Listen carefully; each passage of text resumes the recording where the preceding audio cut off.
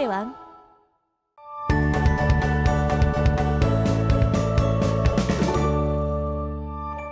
자, 오늘 학습할 내용은 급수의 수렴과 발산입니다. 우리가 오늘 급수를 처음 배우는 날인데 급수가 뭔지 좀 알아야겠죠? 자, 급수가 뭔지 한번 봅시다. 급수가 뭐냐면 우리가 수열 AN에 각 항을 차례로 쭉 더한 거예요. 그런데 n번째 항까지 더한 게 아니라요. 계속 더하는 겁니다. 무한히 더하는 거예요. 그거를 급수라고 합니다. 그래서 이거를 시그마로 나타낼 때 우리가 만약에 n항까지의 합이면 이렇게 썼죠. k는 1부터 n번째 항까지 더한다. 그래서 ak 이렇게 썼었는데 우리가 급수는 무한히 더하는 거기 때문에 n은 1부터 무한대까지 더한다 라는 의미로 위에 무한대를 씁니다. 얘가 이제 급수를 나타내는 방법이에요.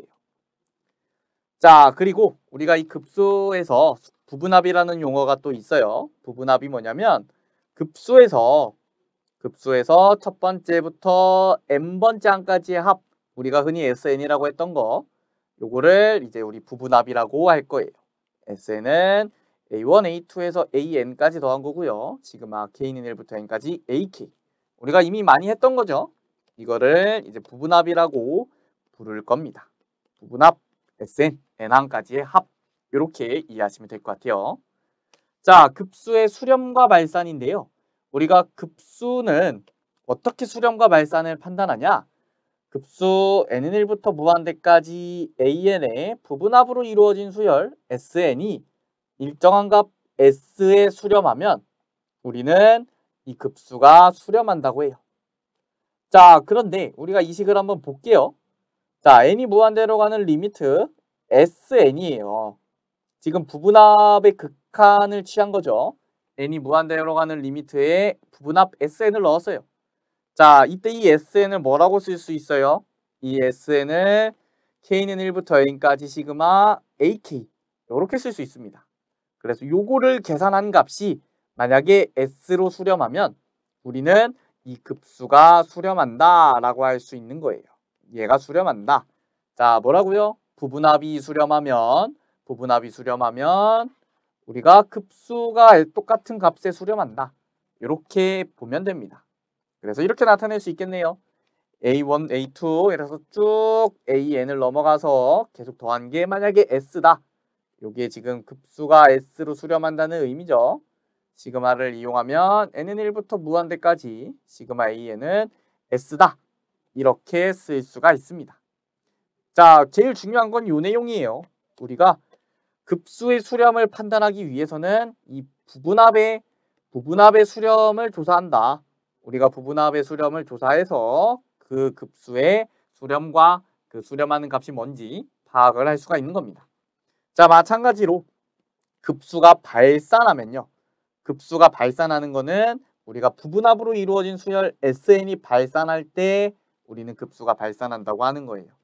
마찬가지로 부분합이 발산하면 급수가 발산한다. 이렇게 판별을 해주면 됩니다. 자, 넘어가서 우리가 개념 예제 볼 건데, 자, 우리가 이 급수의 합을 구하라고 했는데요. 제가 여기 있는 요 수열을 제가 AN이라고 할게요. 그래서 이 급수의 부분합 SN을 먼저 계산을 해줄 건데 A1 플러스 A2 플러스 해서 n번째 항까지 더한 거를 부분합이라고 하죠. 그러면 우리가 AN을 이렇게 정리할 수가 있어요. 부분분수분해를 통해 n분의 1 마이너스 n 플러스 1분의 1로 정리가 돼요. 자, 그러면 A1은요. 1 마이너스 2분의 1이고 A2는 2분의 1 마이너스 3분의 1이고 쭉 가서요. AN은 n분의 1 마이너스 n 플러스 1분의 1입니다. 자, 그러면 사라지는 게 있어요. 이렇게 사라지고 쭉 사라져서 남은 애들은 뭐밖에 안 남았어요? 남은 애들은 1 마이너스 n 플러스 1분의 1밖에 안 남았습니다. 우리가 요게 부분합을 계산해 준 거예요.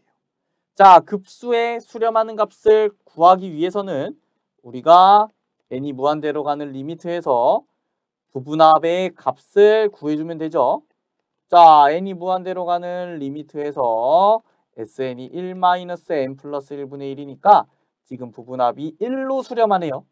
자, 부분합이 1로 수렴하면 우리 급수 n이 1에서 무한대로 가는 n의 n 플러스 1분의 1은 뭘로 수렴하는 거예요?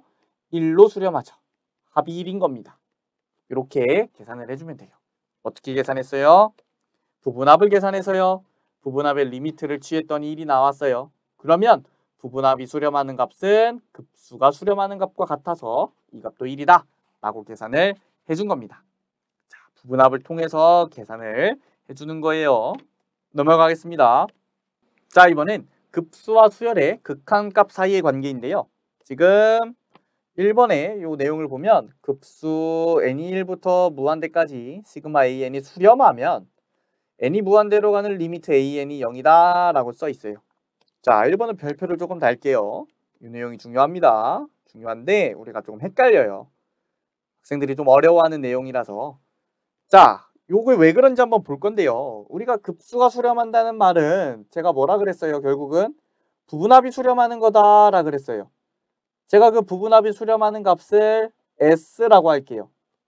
자, 그러면 n이 무한대로 가는 리미트에서 S의 n-1도요. n-1번째 한까지의 부분합도 똑같이 S로 수렴할 겁니다. 리미트를 취하면 n이 무한대로 가기 때문에 의미가 없어요. n이나 n-1이나. 어쨌든 둘 다 S로 수렴을 하죠. 자, 그러면 an을 우리가 Sn-S의 n-1이라고 쓸 수가 있습니다. n이 2 이상이라면요. 자, 이때 리미트를 계산을 해주면 n이 무한대로 가는 리미트 an은 뭐랑 같아요? n이 무한대로 가는 리미트의 Sn-S의 n-1과 같습니다.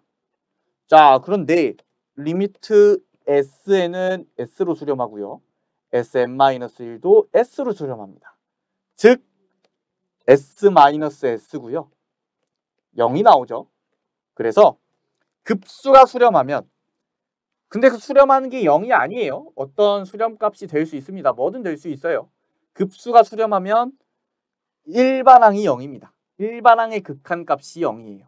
자, 급수가 수렴하면 일반항의 극한값이 0이다. 자, 역은 성립하지 않아요. 우리가 일반항의 극한값이 0이라 그래서 급수가 수렴하는 거는 아닙니다. 자, 2번은요. 대우예요. 대우명제. 대우명제가 뭐예요? 우리가 가정과 결론을 각각 부정을 구하고 순서를 바꿔준 거죠. 그래서 n이 무한대로 가는 리미트 an이 0이 아니라면요. 우리는 급수가 발산한다. 이 내용으로도 우리가 활용을 할 수가 있어요. 자, 밑에 내용 한번 보도록 할게요. 자, 역 일반항이 0이면 급수 n이 1부터 무한대까지 시그마 an이 수렴한다. 요게 성립하지 않는다라고 적혀 있고요. 이런 반례가 있습니다. an이 n분의 1일 때 n이 무한대로 가는 리미트 n분의 1이 0이에요. 자, 일반항은 지금 일반항의 극한값이 0입니다. 하지만 이렇게 급수의 값은 발산해요. 우리가 1 더하기 2분의 1 더하기 3분의 1에서 쭉 더했을 때 우리가 어떤 값으로 수렴하지 않기 때문에 발산한다라고 할 수 있어요. 그래서 역은 성립하지 않고요. 급수가 수렴하면 일반항의 극한값이 0이다. 이거 꼭 기억해 두시기 바랍니다. 자, 넘어가겠습니다. 자, 수열 AN에 대하여 급수가 수렴한대요. 지금 요게 수렴한대요. 그러면 급수가 수렴하면 여기 안에 들어있는 일반항 뭐예요? an-5가 이 급수의 일반항인 겁니다. 제가 이거를 bn이라 그럴게요. 그러면 지금 급수가 수렴하니까 n이 무한대로 가는 리미트 bn이 뭐예요? bn은 0이 되는 거죠. 일반항의 극한값이 0이 돼야 됩니다. 자, 우리가 구하는 거는 n이 무한대로 가는 리미트 an의 값을 구하는 거고요. 우리가 n이 무한대로 가는 리미트의 an은 여기서 우리가 an-5를 bn이라고 했기 때문에 an을 이렇게 쓸 수 있어요. bn 플러스 5라고. 그래서 여기다가 bn 플러스 5라고 쓸 수가 있고요. 자, n이 무한대로 가는 리미트 bn은 0이고 뒤에 5는 그대로 나와서 값이 5라고 계산이 됩니다. 자, 제가 되게 쉽게 했는데 여기서 중요한 건 우리가 이 an-5라는 식을 새로운 수열 bn으로 치환을 해서 계산을 해줘야 됩니다. 그래야 우리가 우리 극한 성질을 정확하게 쓸 수가 있는 거예요. 자, 이 내용 중요하니까 우리가 이렇게 안에 있는 거를 치환해서 푼다. 요거를 좀 기억해두고 연습하시기 바랍니다. 자, 이번엔 급수의 성질인데요. 우리가 두 급수 요거와 요거가 수렴해요. 수렴하고 그 합을 각각 s와 t라고 하면요. 우리가 이렇게 실수배도 이렇게 성립하고요. 합도 우리가 시그마를 쪼개서 계산을 할 수가 있고 차도 이렇게 쪼개서 계산을 할 수가 있습니다. 자, 이게 언제 된다고요? 수렴할 때만 되는 거예요. 수렴할 때만. AN과 BN이 이 두 급수가 AN에 관한 급수와 BN에 관한 급수가 수렴할 때 성립하는 겁니다. 자, 넘어가 보도록 할게요. 자, 시그마 n은 1부터 무한대까지 AN은 5고요. n은 1부터 무한대까지 BN은 -2입니다. 자, 급수 요거에 합을 구하는 문제고요. 자, 우리가 이 급수가 지금 얘도 수렴하고 얘도 수렴하니까 이렇게 쓸 수 있는 거예요. n은 1부터 무한대까지 an -2 시그마 n은 1부터 무한대까지 bn 이렇게 쪼갤 수가 있습니다.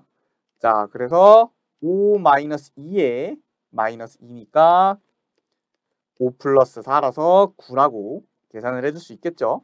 자, 이 과정이 왜 된다고요?